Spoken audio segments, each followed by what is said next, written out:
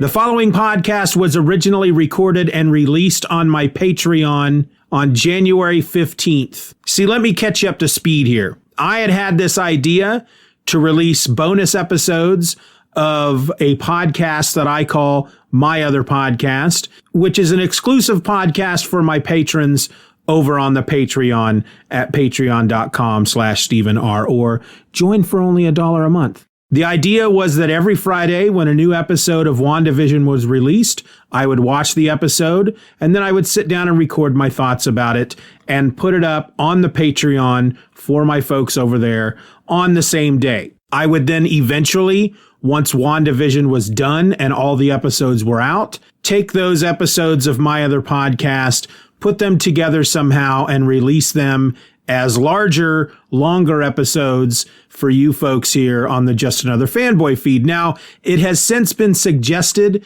that I might want to strike while the iron is hot and get these episodes out to you guys a bit sooner. So what I'm doing here is I will watch each episode of WandaVision as it comes out on Friday. I will sit down and record my thoughts. I will put it up on the Patreon for those folks that same day. And then I will release it to y'all on the Just Another Fanboy feed the following Monday. But here's the problem that we've got right now. I've already got 2 episodes up for my patrons. I did 1 episode on January 15th for WandaVision episodes 1 and 2. And then I did a second episode for WandaVision episode number 3. So you're getting this episode on Saturday. You're going to get the next episode on Sunday. And then you'll get the third episode, which will be about what at that point will be episode 4 of WandaVision. You'll get that on Monday, February the 1st. So sit back and enjoy. If you have not watched WandaVision yet, the following podcast will contain spoilers in regard to WandaVision episodes 1 and 2. So I guess what I'm trying to say here is proceed at your own risk.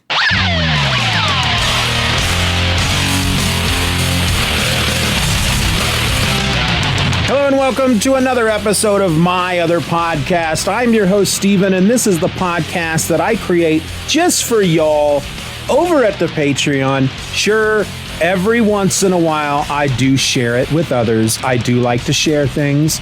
I have been taught from an early age that we have to share. Share and share alike.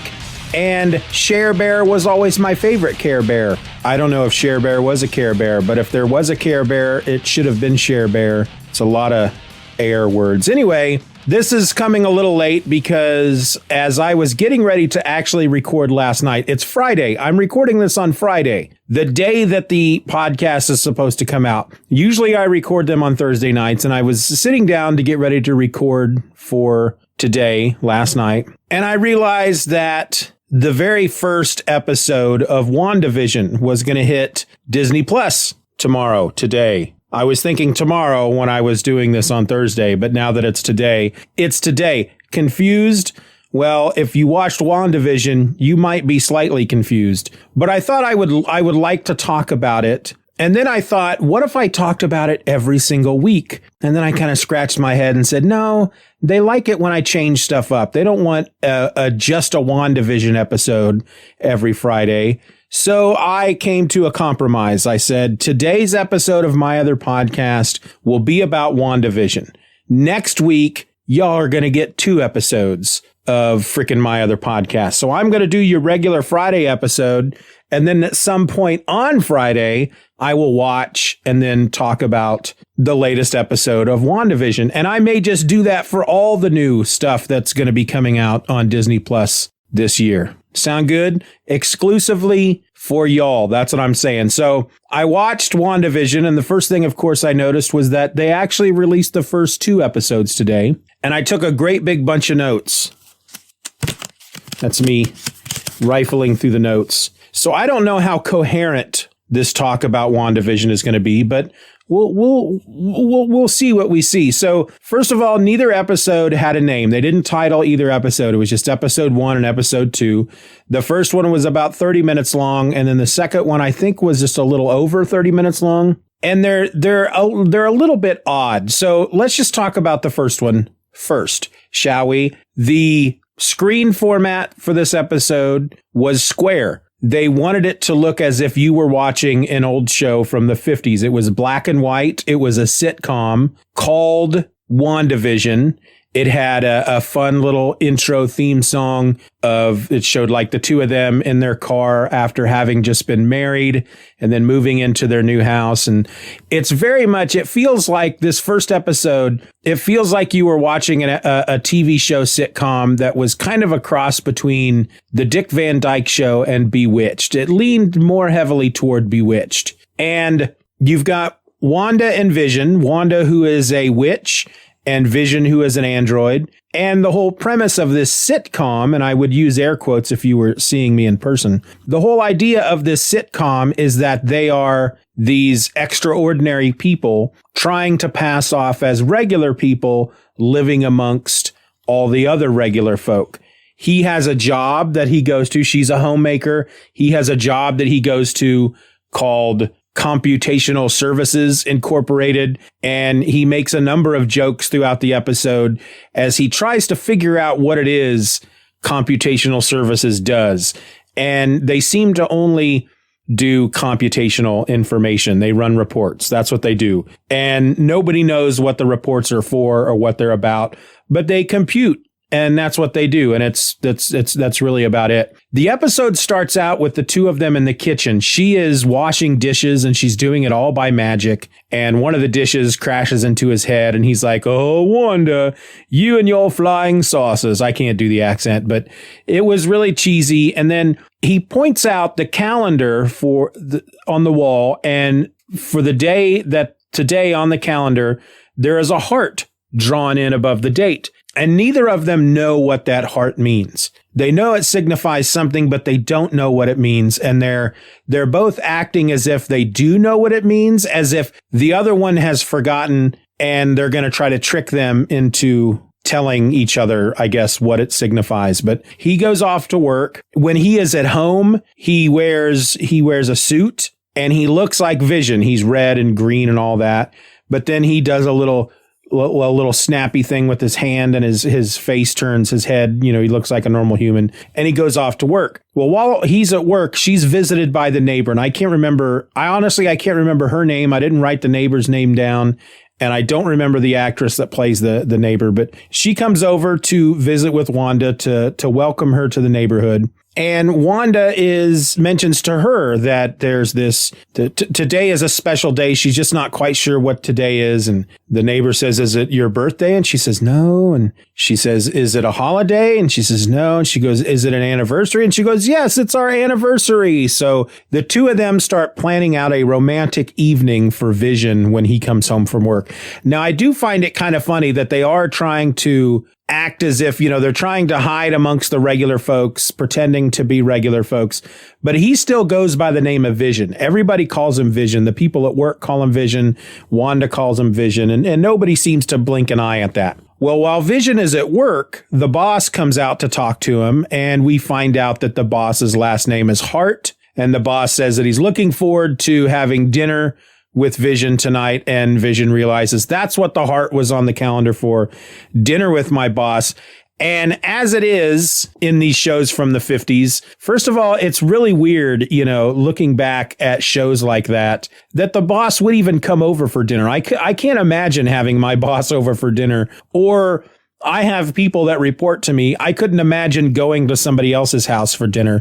But not only is it a regular thing in shows like these, in this particular episode, the future of his job actually hinges upon this dinner going well. And so the boss shows up with his wife, who is played by the woman that played Kitty in that 70s show. And of course, Wanda is there ready to seduce Vision, and their, hilarity ensues from that. They take a break at one point to play a fake commercial for something called the Toastmate 2000 by Stark Industries, a revolutionary futuristic toaster. So for most of this episode, it's played up, like I said, like an old sitcom like Bewitched. And it's done very well. It really looks like they are they're in some kind of studio, and it doesn't look like, you see a lot of times when TV shows try to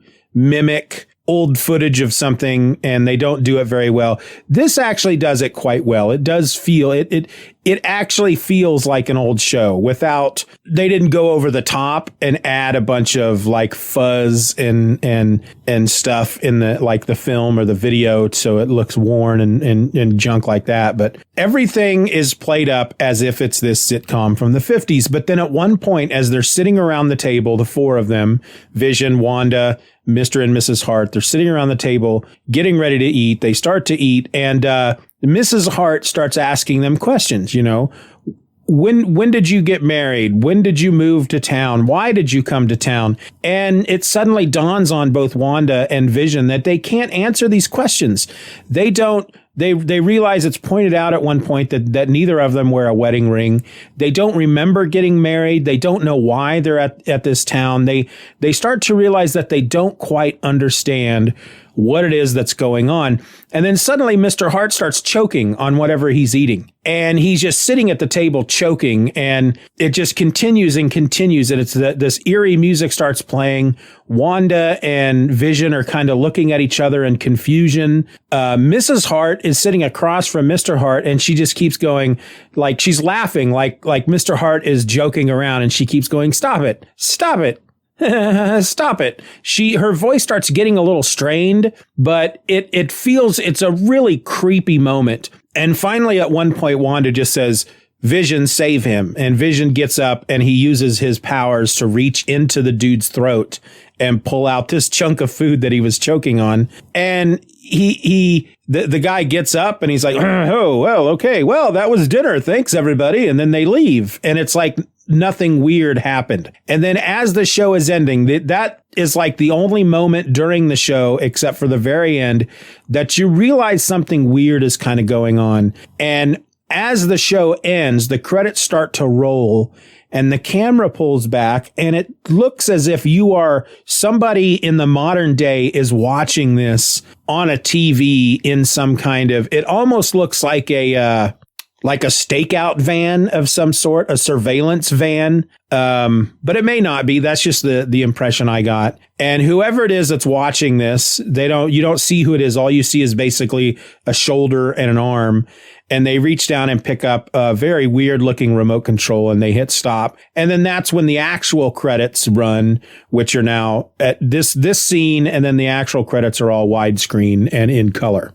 Then we get episode 2, which has a different intro. The intro is animated. It is more like the Bewitched intro, which then started me thinking, this intro is obviously a play on the Bewitched intro. That's the way I felt. So if that's the case, I wonder what the first intro was supposed to be based on, because I didn't quite recognize it. I didn't always watch sitcoms about married couples in the 50s. So I didn't, if it was based on another show, I didn't quite catch it. I wasn't smart enough to pick up on it. The next thing I noticed about this show is right away, the whole premise of this episode is that Wanda and Vision are going to participate in the town talent show, a talent show that they put on every year to raise money for the children. They keep saying that in the episode. Somebody will say for the children, and then everybody else in unison, very creepily Stepford-like, will go for the children. And that's all we know. They're raising money for the children. And so Wanda and Vision are going to do a magic act. So when the episode opens, they're practicing their magic act in the living room. And it's very cheesy. It's again, they do such a good job of making you feel like, I mean, if you didn't know any better, if you didn't know who these characters were to begin with, if you didn't know anything about the Marvel Universe or the Avengers movies or anything like that, you would just assume, if you walked into the room and started watching this, so that it was just some old show. That's how it felt. And so they're practicing for their magic act. And I noticed right away that their living room looks completely different. It's decorated differently. There's suddenly a flight of stairs that goes upstairs, which wasn't there before. And then I realized that they're even dressed slightly differently. Wanda is wearing pants, whereas in the previous episode, she was wearing a big dress. Like, it felt like the first episode was in the 50s, and now this episode is in the 60s, but they were still both black and white. There is a moment in the first episode where we hear the song Yakety Yak. And then there's a moment in this episode where we hear the song Help Me Rhonda by the Beach Boys. And I looked both of those up. Yakety Yak was 58. Help Me Rhonda was 65. So we are progressing. Apparently, the sitcom is moving forward in time, and yet they don't. It's not as if, because they're still trying to get to know the people in the neighborhood. So it obviously hasn't been 7 years as far as the television show is concerned, but it's like they're moving through TV eras already from one episode to the other. There's also a moment where the two of them are in bed, and they're each in separate beds, these two single beds with a big space between them, and they're a booming sound comes from outside, and they're both very scared, and neither of them wants to get out of bed to check it out. And after the third or fourth boom, she freaks out and uses her magic and pushes the beds together. And then they realize that it's just a tree branch smacking against the window in the wind. And Vision's like, oh, look what you've done with the bed. And so she uses her magic and actually turns it into a double bed. And he goes, oh, turn off the lights. And then I think that's when they go into the credits. Or the opening theme. I can't quite remember, even though I just watched it not that long ago. So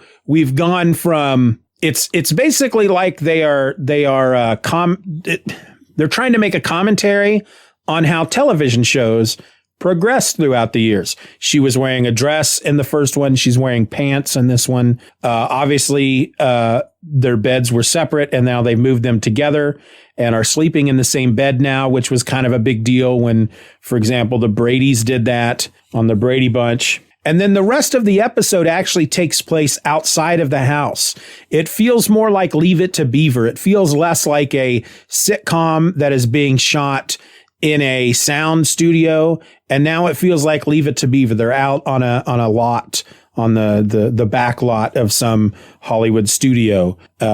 But there's a moment when Vision sets off for the day. He's going to talk to the Neighborhood Watch Association because he's been hearing rumors about hooligans about. And after he leaves, Wanda notices something in their hedge. And as she gets closer, it's whatever it is, you can see that it's in color.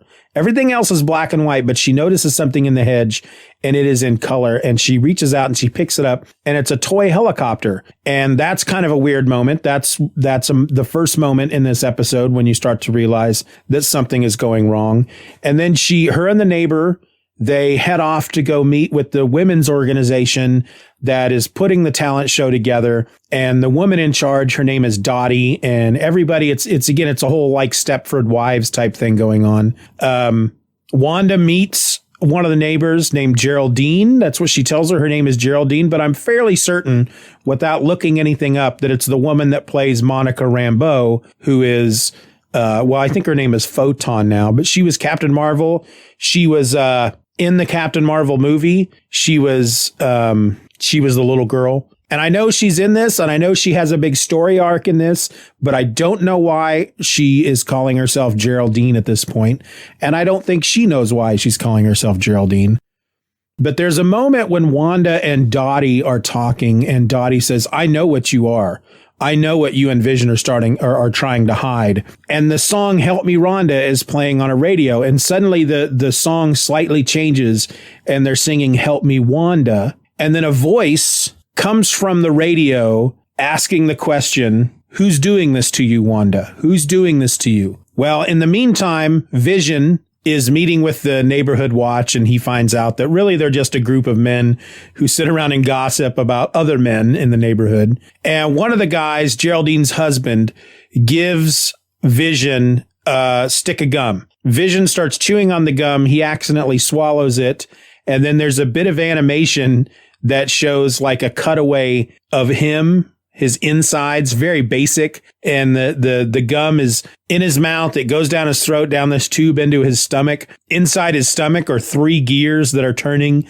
The gum gets stuck in the gears and it starts grinding the gears down and mucking him up. And so it affects him basically. And so by the time he gets to the talent show, he's acting drunk the entire time. And there's this whole thing where he's doing magic and he's actually using his powers. Like he levitates, he lifts a piano and stuff like that. And then Wanda has to use her powers to make it look as if what Vision is doing is a trick. And in the end, they end up using Geraldine in the act. And in the end, they're all standing up in front of everybody and they're applauding. They were a big hit. And now I can't quite remember how it ends, but there's a moment. Well, okay, so there's a moment when now I remember. I had to look at my notes. They go back home. They're both very happy. They feel like they now fit in with the neighborhood. They do start a conversation about how they think it's weird that they don't remember their wedding and the fact that they don't wear wedding rings. So she uses her magic to put a ring on each of their fingers. And they both stand up, and that's when they notice that suddenly she is pregnant. She's probably about 6-7 months pregnant. She's not big, but she's definitely showing. She's probably 6-7 months pregnant. And they don't seem shocked about it, that one moment she's not pregnant and the next moment she's about 7 months along. They see it and they're very happy. And Vision says something to the effect of it's all happening for us or something like that. And they go outside because they hear the booming again. So they go outside to investigate and they step out into the street and they notice a manhole cover in the middle of the street moving. And the manhole cover moves out of the way. A hand comes up from the hole, moves the manhole cover, and a man in a beekeeping outfit climbs out of this freaking manhole in the middle of the street. There's bees buzzing all around him. There's creepy music playing. They're both obviously very scared about what they're seeing. And the beekeeper, he's got his back to him, but he turns around to look at them and his face is in shadow, so you can't see his face. And she just kind of says, no, this is not what I want. Something to that effect. And then it's like a videotape rewinds and they're back at the moment where they realize she's pregnant. And they say, we're getting everything we want or something to that effect. And then everything around them starts bursting into color. It goes into widescreen. If I remember correctly, it's like we're back in whoever's observing them on the screen or watching the show. We see that again and we hear the voice again asking, who's doing this to you, Wanda? Who's doing this to you or whatever? Who's doing this to you, Wanda? And I have to wonder now at this point, because here's, if you've caught up with the Marvel Cinematic Universe, you know that Vision's dead. So how is he suddenly alive? And now I'm starting to wonder if this is all just happening inside of Wanda's head, or if somebody is manipulating her and she has created this reality, because we know in the comic books she can do that. Obviously, if you've read House of M, you know that she can create a whole new reality using her magic. So that's what I think this is. I think this is a new reality that she has created for herself, in which Vision is alive, they are married, and they're trying to have a normal life together. And maybe based on the way she was raised, the only things that she's ever experienced as far as what a normal married couple life is are old shows that she would watch on TV. That's just my guess at this point. I feel like I'm pretty spot on. We'll find out as the show continues. But the voice that's asking, who's doing this to you, Wanda? I know that the guy, the FBI agent from the Ant-Man show, the movies, he's in Fresh Off the Boat. I'm fairly certain that he is in this show. I'm fairly certain I read that somewhere. So I think that's who that is. Other than that, I don't know what else is going on. I know we're going to see different eras based on the trailer. We're going to see them in the 70s and we're going to see them in the 80s and so forth. So I think each episode as we progress, we're going to go further. So probably the next episode will be in the 70s or maybe later in the 60s. And then we'll get an episode from the 60s and the 80s and all that stuff. But I think it's kind of a different way. It's very much a brave way for them to tell this story, because really all you've gotten so far are two kind of cheesy old sitcom episodes with a bit of weirdness thrown in, just enough weirdness thrown in that makes you want to watch more to see what's going on. And I it's kind of a weird way to do television. I think it's very different. And so far I'm enjoying it. Both episodes, I am enjoying it more than I thought I would. I'll just put it that way. I didn't think I would enjoy this show all that much because I'm not a big Scarlet Witch fan. I'm not a big Vision fan, but I'm liking them both in this. I think they're both, I love these cheesy sitcom characters that they have both created for this show. And again, I want to see what happens. I want to see if I'm right. I want to see if this is a reality that she has created for herself and that people are on the outside looking in and trying to get to her to shut it down. But we'll see. Did you watch him? Did you watch the episode? Let me know what you thought in the comments or on the Facebook, because I'll be, of course, posting about this episode in both places. That's it. That's my episode. Enjoy your weekend, folks. I'm out.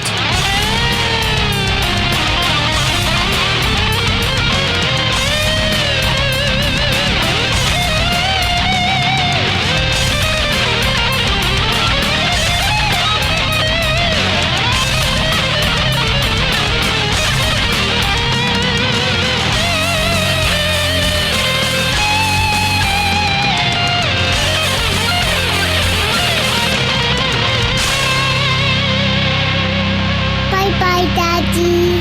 Bye-bye, Daddy. Good job.